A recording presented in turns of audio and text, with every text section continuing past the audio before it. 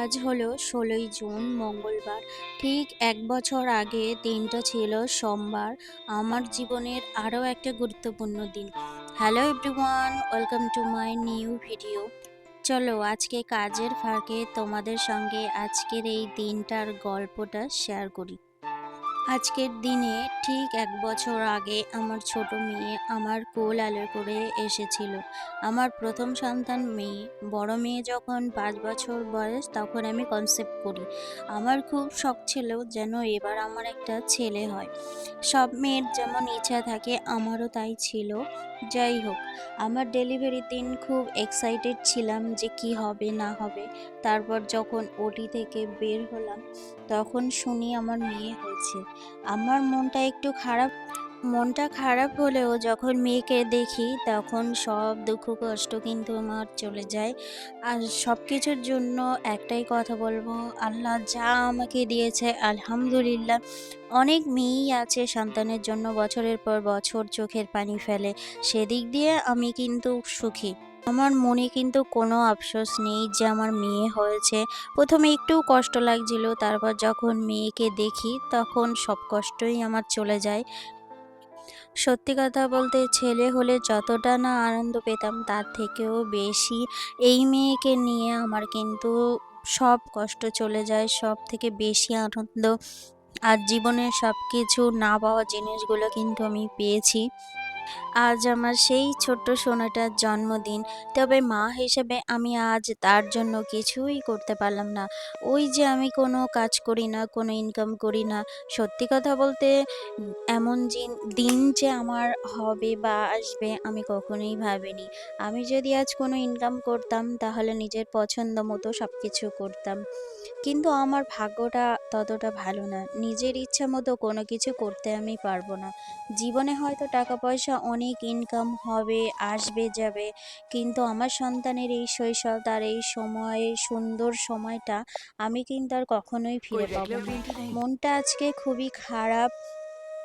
আমার জীবনের স্পেশাল দিনগুলো আমি মন থেকে মুছে দিয়েছি। আমার নিজের কোনো আনন্দ, শখ, ইচ্ছা কোনো কিছুই আমি মানে প্রকাশ করি না। সবকিছু মনের মধ্যে রেখে দিয়েছি। জানি না কবে সেই শখগুলো পূরণ করতে পারবো।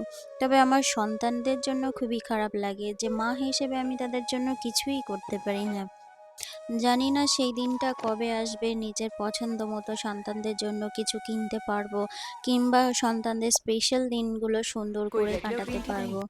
একদম সকাল থেকেই মনটা একটু খারাপ যে সন্তানের জন্মদিন আজকে, নিজের লোকদের কিছুই বলতে পারলাম না, কিছু করতে পারলাম না। এই একটা সুন্দর দিন। জানি না কতটা ভাগ্য আমার ভালো, তবে এই দিনগুলোর জন্য সত্যিই আমার মনটা খুব খারাপ হয়ে যায় যখন দিনগুলো আসে। তবে চেষ্টা করে যাচ্ছি নিজের জোর দিয়ে যে নিজে কিছু করব, তারপর নিজের শখ আহ্লাদ সেগুলো পূরণ করব। কারোর আশায় থেকে আমি কোনো কিছু করতে চাই না। আর আমাদের মতো মেয়েদের তো শখ না থাকাই ভালো। রূপবতী, গুণবতী হওয়ার থেকে কিন্তু ভাগ্যবতী হওয়াটা কিন্তু সবথেকে বেশি জরুরি। দেখবে যে মেয়েরা স্বামীর কথা চিন্তা করে না, সংসারের কথা চিন্তা করে না, তারাই কিন্তু দিন শেষে স্বামীর কাছে ভালো হয়। আর আমরা দিনের পর দিন সংসারের জন্য নিজেদের সবটুকু দিয়ে সংসারটাকে সামলাচ্ছি। দিন শেষে কিন্তু আমাদেরই কোনো সংসারে কোনো মূল্য নেই। তবুও কিন্তু মুখ বুজে সমস্ত কিছু সহ্য করতে হয়, কারণ ভুলটা আমারই, ভুল আমি নিজে করেছি। আমার জীবনের সাথে যা কিছুই হবে তা কিন্তু আমাকেই মেনে নিতে হবে সমস্ত কিছু। সেই জন্য আর কাউকে কোনো কিছু ইচ্ছে প্রকাশ করি না, কাউকে কোনো কিছু বলি না। যেভাবে দিন চলে সেভাবেই চলছে। সত্যি আজকের দিনটা এরকম হবে আমি কোনোদিনও ভাবিনি যে আজকের দিনটা আমি এইভাবে কাটাবো। চাইলেই কিন্তু দিনটা আজকে সুন্দরভাবে হতে পারত। কিন্তু কিছু মানুষ আছে তাদের চোখে পড়ে না, তারা দেখেও দেখে না। তারা কি ভাবেন জানি না। জীবনে টাকা পয়সা অনেক ইনকাম হবে, টাকা পয়সা আসবে যাবে, এটাই তো নিয়ম। কিন্তু এই যে দিনগুলো, এই যে সন্তানদের শৈশব, এগুলো চলে গেলে এইগুলো কিন্তু আর ফিরে পাওয়া যাবে না যতই চেষ্টা করো। জীবনে টাকা পয়সা তো রয়েছে, এই যে খুশি সন্তানের খুশি, সন্তানদের আনন্দ, এগুলো কিন্তু আর ফিরে পাওয়া যাবে না যতই চেষ্টা করুক। যাই হোক, যেভাবে দিন চলছে সেভাবেই তো আমাকে চালাতে হবে।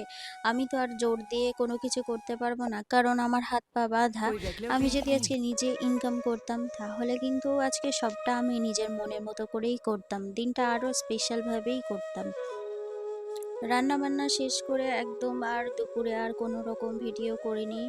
একদম পুরো বিকাল থেকেই ভিডিওটা আবার করছি। মনটা খারাপ, মেয়েকে নিয়ে একটু ঘুরছিলাম। তো ভালো লাগছিল না। ঘরে এসে বেশ কিছু জামাকাপড় ছিল সেগুলোই গুছিয়ে নিচ্ছি।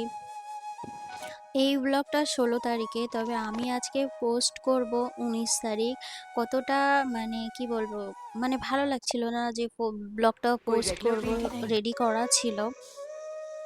ভিডিওটা ভাবছিলাম যে পোস্ট করব না, তবুও একবার মনে হলো যে না, ভিডিওটা রেখে দিই। যদি কোনোদিন কোনো কিছু করতে পারি তবে এই দিনটার কথা মনে করিয়ে দেবে, তখন কিন্তু আমার আর এতটা কিন্তু মনে দুঃখ থাকবে না। যদি জীবনে কোনোদিন কোনো কিছু করতে পারি, এই দিনটার কথা কিন্তু আমার বারবার মনে পড়বে।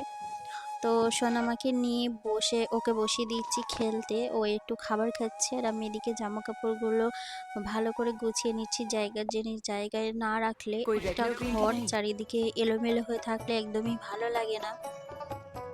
সন্ধ্যা প্রায় হয়ে গিয়েছে আর এত গরম লাগছে, তবু কিন্তু কাজগুলো গুছিয়ে নিচ্ছি ভালো করে। দুপুর থেকে আর ভালো করে কোনো রকম কোনো কাজ করা হয়নি। যেখানে যেভাবে ছিল যেটা সেভাবেই আছে। আমি যখন জামাকাপড় গোছাচ্ছি তখন বর আমাকে ফোন করে বলছে, ও একটু বেরিয়েছিল, বলছে যে মনার জন্য কেক নিয়ে আসছি এখন সন্ধ্যার টাইমে। দেখো, সারা দিনটা চলে গেল, সারা দিনটা নষ্ট হয়ে গেল, এখন সন্ধ্যাবেলা যদি এসবগুলো করে তখন কেমন একটা লাগে না? তো ও ফোন করে বলল যে আমি মনার জন্য কেক নিয়ে আসছি, তুমি ঘরটা রেডি করো, ওকে একটা সুন্দর জামা পরাও। তো ওর পিসি একটা জামা দিয়েছিল, তো সেটাই ভাবছিলাম পরাবো। তো তারপরে ও দেখলাম যে কান্নাকাটি করছে, তো ওই জামাটা আর ওকে পরাবো না। আমি যে জামাটা দিয়েছিলাম ঈদের সময় সেই জামাটা ওকে পরাবো। কাজ করতে করতে দেখলাম ও কেক নিয়ে চলে এসেছে। তো কিছু জিনিস নিয়েছে। সারাদিন বাদে এখন সন্ধ্যাবেলা এসবগুলো ভালো লাগছে না, তবু মনটাকে শান্ত দিলাম। একটা ফ্লিপকার্ট থেকে একটা বেডশিট নিয়েছিলাম, বেশ অনেক দিন হয়ে গেছে। তো বেডশিটটা দেখা হয়নি আমার, উপর থেকেই দেখেছিলাম, দেখে রেখে দিয়েছিলাম যে কোনো একটা দিন বার করব। তো মনটা ভালো ছিল না, সেজন্য আর বার করা হয়নি। তো আজকে যেহেতু মোনার জন্মদিন, তাই ভাবলাম যে যেহেতু কেক নিয়ে এসেছে তবে নতুন চাদরটাই পাতা যাক। তো ঘরটাকে সুন্দর করে সাজাবো এখন। সুন্দর করে বলতে শুধু বেডশিটটা চেঞ্জ করবো, আর যেখানে যেভাবে আছে থাক।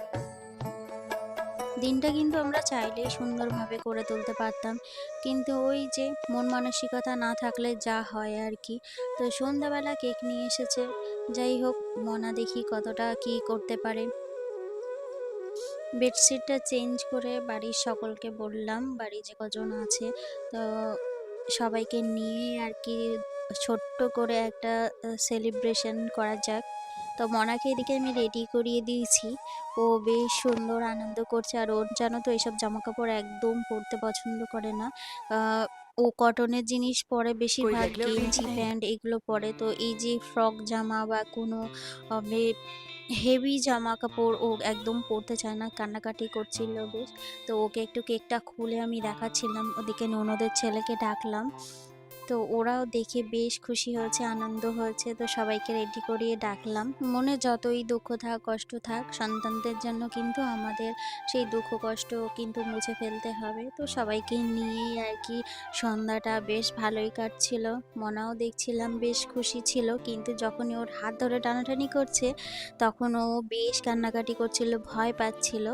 ও কিন্তু একটুও কেক মুখে দেয়নি, এসব কিছু খেতে পছন্দ করে না। তো সবাইকেই দিয়েছিলাম কেক, আর শুধু কেকটাই নিয়ে এসেছি, আর কোনো কিছু করা হয়নি।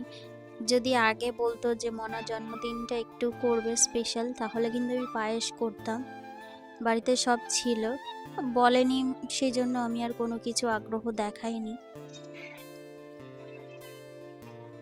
তো ওরা এখন কেক কাটাকাটি করছে, তো আমি ভাবলাম একটু কেটে দিই, না হলে হয়তো কেকটা নষ্ট করে দেবে। দিয়ে সবাইকে একটু একটু করে খাইয়ে দিলাম। আমি সবাইকে একটা কথাই বলব, নিজেদের জীবনে যতই যাই হয়ে যাক স্পেশাল দিনগুলো স্পেশালভাবেই কাটানো দরকার। কারণ জীবনটা ছোট। জীবন যখন তখন টাকা পয়সা আসবে যাবে। কিন্তু এই যে দিনগুলো, খুশির মুহূর্তগুলো কিন্তু আর ফিরে পাওয়া যাবে না। চলো সবাইকে কেক খাইয়ে দিই, আর ভিডিওটা আজকে এই পর্যন্তই, বেশি বড় করব না। দেখা হবে নতুন একটা ভিডিওর সাথে। ততক্ষণ তোমরা সবাই ভালো থেকো, সুস্থ থেকো সবাই।